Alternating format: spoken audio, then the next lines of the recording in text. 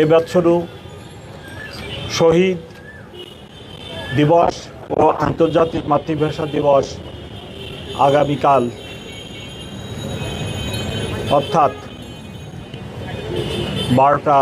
আজ রাত 12:01 উদযাপিত হতে যাচ্ছে।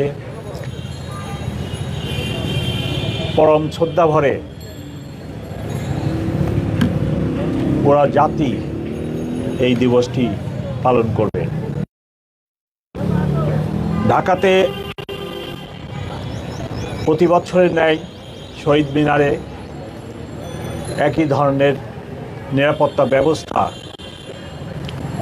আয়োজন করা হয়েছে। কয়েক স্তরে আমরা নিরাপত্তা ব্যবস্থার আয়োজন করেছি। প্রতিবারের ন্যায় এবারও প্রথমে ভিভিআইপিগণ,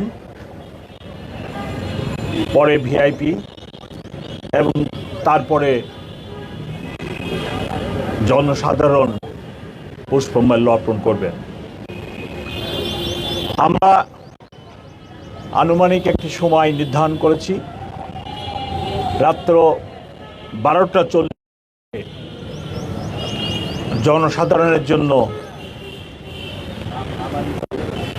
পলাশীর প্রান্ত থেকে অর্থাৎ পশ্চিম পাশ থেকে বেদিতে প্রবেশের জন্য উন্মুক্ত করে দেওয়া হবে।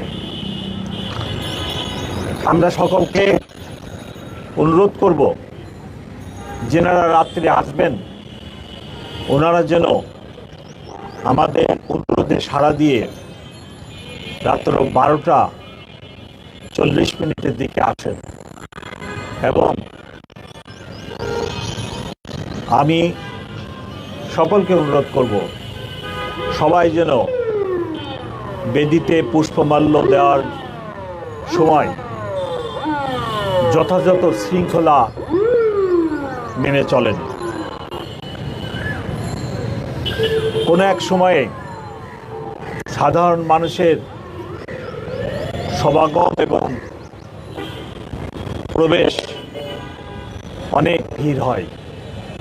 এই ভিড়ের মধ্যে যেন কোনো দুর্ঘটনা না হয়, আমরা তার জন্য সচেতন থাকব।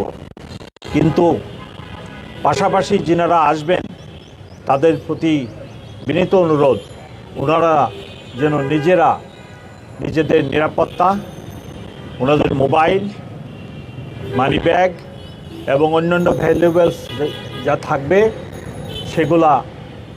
সেগুলার দিকে সতর্ক দৃষ্টি রাখেন।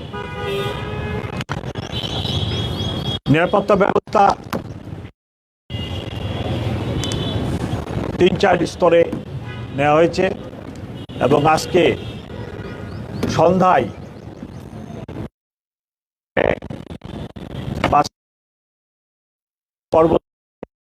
রাত্র নিরাপত্তা ঢাকা মেট্রোপলিটন পুলিশের অফিসার এবং ফোর্স নিয়োজিত থাকবে এবং আগামীকাল বেলা 2টা পর্যন্ত আমাদের ফোর্স এবং অফিসাররা পুরো এলাকার নিরাপত্তার দায়িত্বে থাকবেন। এখন পর্যন্ত আমরা নিরাপত্তা সংক্রান্ত কোনো আশঙ্কা দেখি না। এই ব্যবস্থার ভিতরে ডিটেক্টর, আর্চওয়ে চেকিং, ম্যানুয়ালি দেহ তল্লাশির ব্যবস্থা থাকবে। কোনরূপ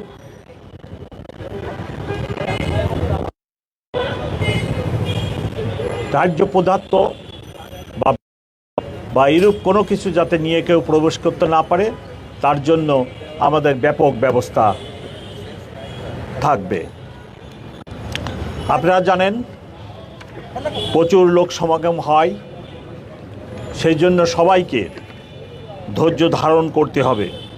সাথে সাথে শহীদ মিনারের চতুর্পাশে 1 কিলোমিটার রেডিয়াসের ভিতরে আমাদের টিম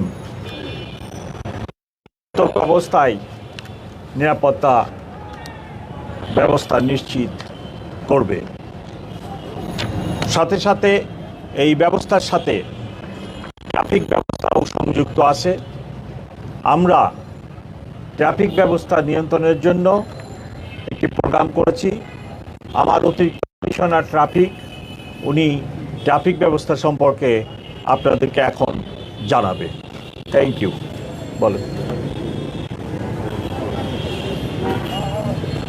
আসসালামু আলাইকুম।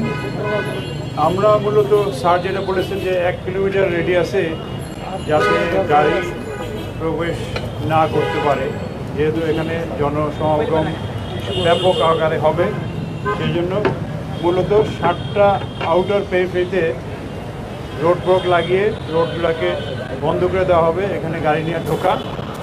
এই 60টা স্থান হলো Shahbag crossing, Nilkhet, Shahidullah hall crossing, high court crossing, Chankharpul crossing, Palashi crossing এবং বক্সিবাজার ক্রসিং। মূলত এখান দিয়ে মানুষ আসতে পারবে না একটা ছাড়া, সেটা হলো আমাদের যে চলাচলের রাস্তা, সেটা হলো পলাশী থেকে ভাস্কর্য হয়ে জগন্নাথ হল ক্রসিং হয়ে কেন্দ্রীয় শহীদ মিনারে আসতে পারবে। আবার এক্সিট পয়েন্ট হলো শহীদ মিনারে শ্রদ্ধা নিবেদন শেষে রমনা ক্রসিং হয়ে দোয়েল চত্বর হয়ে অন্যদিকে বের হতে পারবেন। এটা হলো এক্সিট পয়েন্ট। আর ব্যারিকেড পয়েন্টে আমাদের যথেষ্ট পরিমাণ ট্রাফিক পুলিশ সহ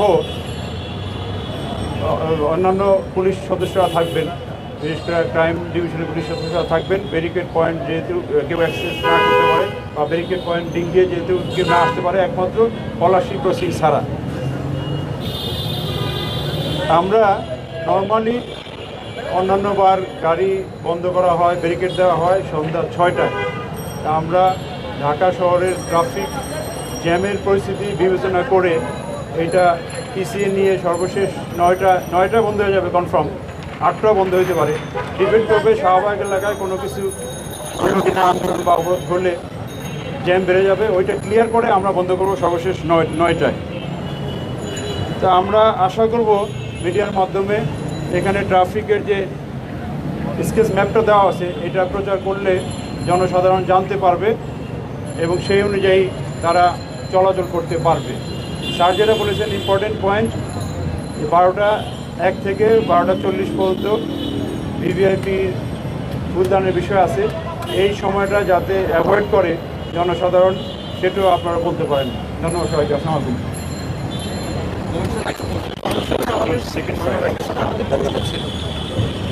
এবার বিশ্ববিদ্যালয়ের সাথে আপনারা সমন্বয় করে এই যে নিরাপত্তা ব্যবস্থা সেটা করছেন কিনা, আর অন্যান্য আইন শৃঙ্খলা বাহিনী, বিশেষ করে আমরা প্রতিবারই দেখি যে আপনাদের সাথে র্যাবের একটি ফোর্স থাকে, র্যাব এবার আছে কিনা? প্রথম কথা হচ্ছে যে এই প্রোগ্রামটি ঢাকা বিশ্ববিদ্যালয়ের এবং আমরা ওনাদেরকে সাহায্য সহযোগিতা করছি। আমি যতদূর জানি এখানে র্যাবেরও যথেষ্ট ডিপ্লয়মেন্ট থাকবে এবং তারা এবং আমরা উভয়ের সমন্বয় করে সমগ্র নিরাপত্তা ব্যবস্থা সাজি।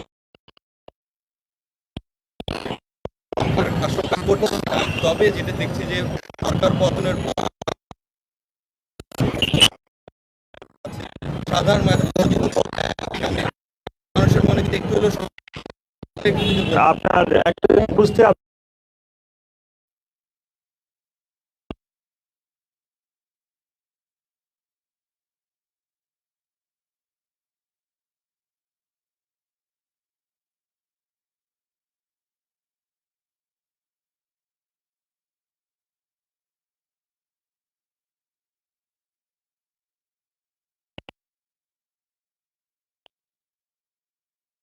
শীর্ষ সন্ত্রাসীদের ইন্টারেস্ট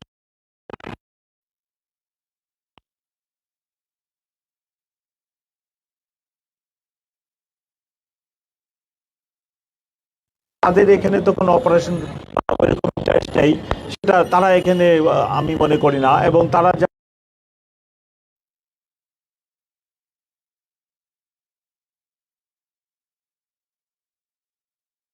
কিছু করতে পারছে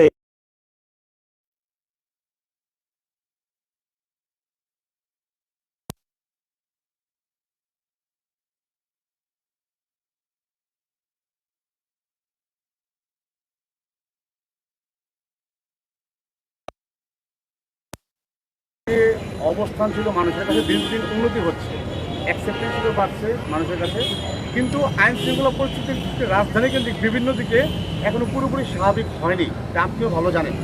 কিন্তু এই শহীদ মিনার কেন্দ্রে একটা ম্যাচ গ্যাদারিং হবে ভিভিআইপি ফুল দেওয়ার পর থেকে। এই যে ম্যাচ গ্যাদারিং হবে সেইখানে যে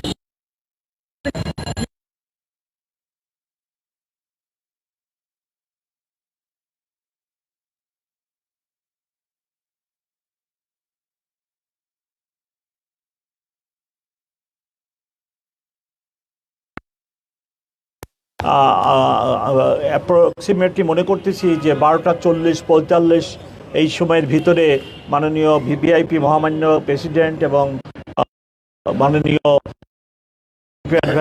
উপদেষ্টা মন্ত্রী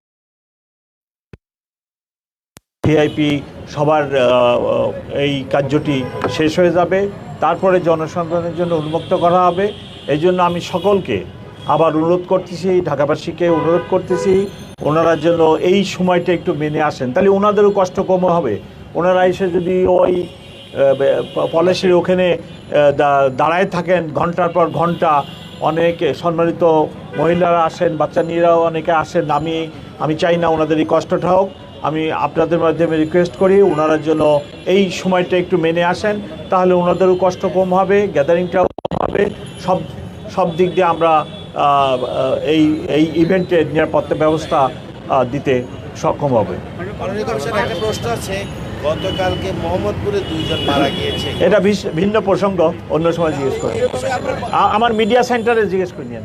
5 আগস্টের পর অনেক কিছু পরিবর্তিত হয়ে গিয়েছে। আমরা যতগুলো থ্রেড না, আপনি প্রশ্ন করছেন আমার অফিসারদের এবং আমার ফোর্সের মরাল এখন আমরা পুরা in full swing we are working, এবং law and order very good ইনশাল্লাহ। আপনারা একটা দুইটা বিচ্ছিন্ন ঘটনা ছাড়া বড় কোনো ঘটনা বলতে পারবেন না। একটি সিগনিফিক্যান্ট ঘটনা 2 দিন আগে হয়েছে উত্তরাতে, যেটা ফেসবুকে ভাইরাল হয়েছে। ওখানে 5 জন টঙ্গী থেকে এসে কিশোর গ্যাং বা এই ধরনের এরা করছে। ওই 5 জনই আপনারা কালকে আমরা মিডিয়াতে দিয়েছি, 5 জনকেই অ্যারেস্ট করা হয়েছে, সন্ত্রাস দমনে মামলা নেওয়া হয়েছে। গতকালকে তাদেরকে সেন্ট আপ করা হয়েছে, রিমান্ডে আনা হচ্ছে। আমরা সাকসেসফুলি ওটা হ্যান্ডেল করছি। আমি মনে করি বিচ্ছিন্ন 1-2টি মেনলি মোবাইল ছিনতাই ব্যতীত নগরীতে বড় ধরনের কোনো অপরাধ নেই, ল অ্যান্ড অর্ডার কোনো সমস্যা নেই, এভরিথিং ইজ নর্মাল ইনশাল্লাহ। এবং আমার অফিসার ফোর্স সবাই আমরা মনোবল ফিরে পেয়েছি এবং চমৎকারভাবে কাজ করতেছি। Thank you.